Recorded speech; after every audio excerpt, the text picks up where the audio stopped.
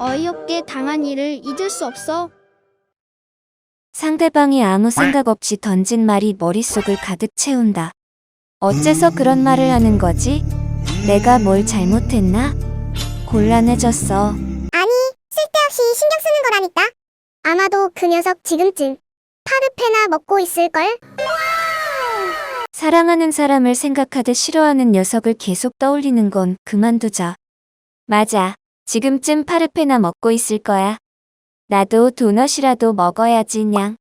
우리들은 누군가에게 상처받는 일을 겪으면 마치 몸에 상처가 난 것처럼 쉽게 상처를 떨쳐버릴 수가 없습니다. 그러나 우리가 이 일에 관련돼서 할 수 있는 일이 없을 땐 이 사건과 관련된 생각에서 빨리 벗어나는 것이 필요합니다. 몸의 상처도 연고를 바르고 약을 먹으면 빨리 낫는 것처럼 심리적인 상처도 나의 노력에 따라서 빨리 나을 수가 있습니다. 억울하지만 그 상처를 입힌 사람은 나처럼 그 사건을 깊게 생각하지 않습니다.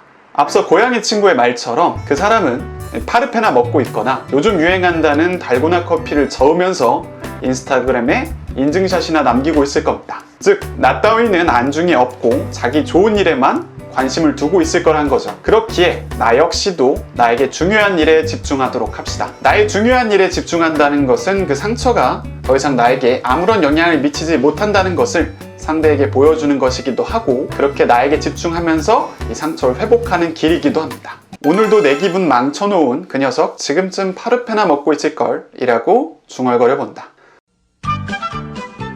멀어지고 싶어도 그럴 수 없는 사람이 있지. 저거 해줘. 이것도 해줘. 공짜로 다 해줘. 운명의 검은 실로 이어진 듯한 악연을 선천적 알레르기라고 생각하기로 했다. 1. 최대한 먹지 않는다. 만나지 않는다. 부탁할 일 있을 때는 안 보인단 말이야. 2. 먹는 양을 줄인다. 만나는 시간을 제한. 지금 시간 있어? 3. 대처법을 알아둔다. 도망치는 방법을 숙지. 저기 할 얘기가 있는데. 전혀 이야기할 시간이 없는데. 우리는 불편해서 멀어지고 싶은 사람들이 있습니다. 명백한 이유가 있어서 그렇기도 하고 그냥 성향이 매우 달라서 그렇기도 합니다. 어쨌든 불편한 사람을 내 가까이에 두는 것은 몸과 마음에 해가 됩니다. 나는 편안하고 즐거운 사람들과 함께 하기에도 시간이 모자르거든요. 하지만 직장 생활이나 학교 생활 혹은 친한 친구들 무리 중에 한 명이 그러한 불편감을 주는 사람이라면 우리는 어쩔 수 없이 그들을 마주해야 될 겁니다. 그럴 때 우리들은 그 사람을 선천적인 알레르기라고 생각하는 것이 좋습니다. 알레르기는 우리에게 가볍게는 가려움 같은 증상을 일으키지만 이게 심해지면 구토를 일으키거나 생명에도 지장을 줄 수 있습니다. 그래서 보통 우리들은 알러지를 갖고 있을 때 신중하게 행동하게 됩니다. 이를 동일하게 사람에게 적용할 수 있습니다. 일단 나에게 불편함과 피해를 주기 때문에 멀리하는 것이 필요합니다. 우리가 어떤 알러지가 있는 음식을 피하듯이 그 사람을 피해야 되는 거죠. 어쩔 수 없이 그 음식을 먹어야 한다면 우리들은 아주 소량만 먹을 겁니다. 사람 역시 마주해야 한다면 아주 조금만 보는 거죠.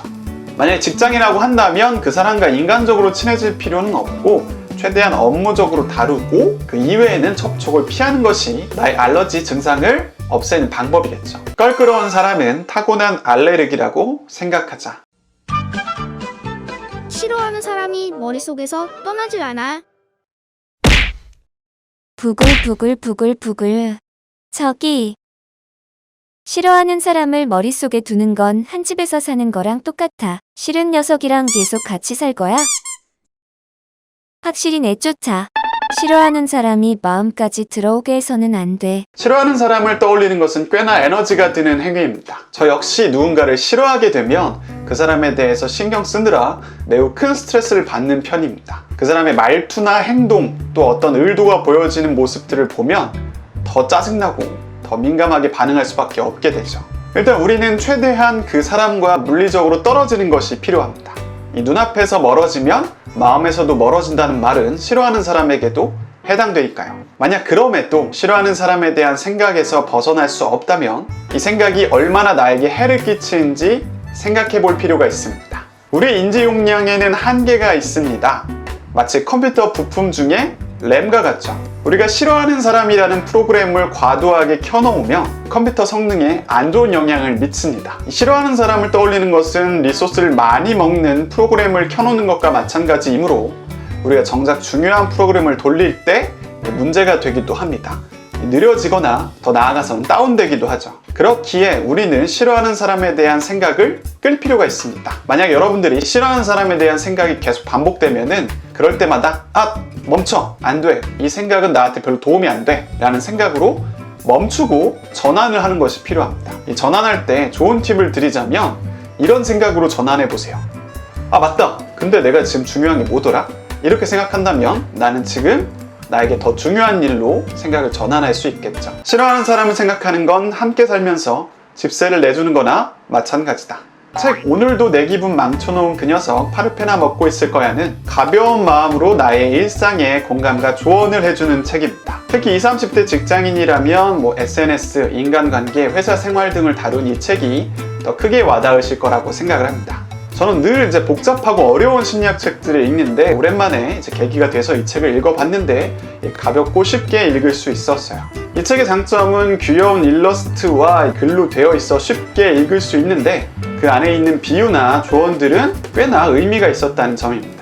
앞서 다룬 싫어하는 사람을 생각하는 것은 방세를 내주는 것과 같다라는 비유나 껄끄러운 사람들은 알러지라고 생각하자 등의 표현들은 꽤나 인상적이었습니다. 한 줄 평, 가볍고 귀여운 책이지만 꽤 얻어가는 것이 많은 책.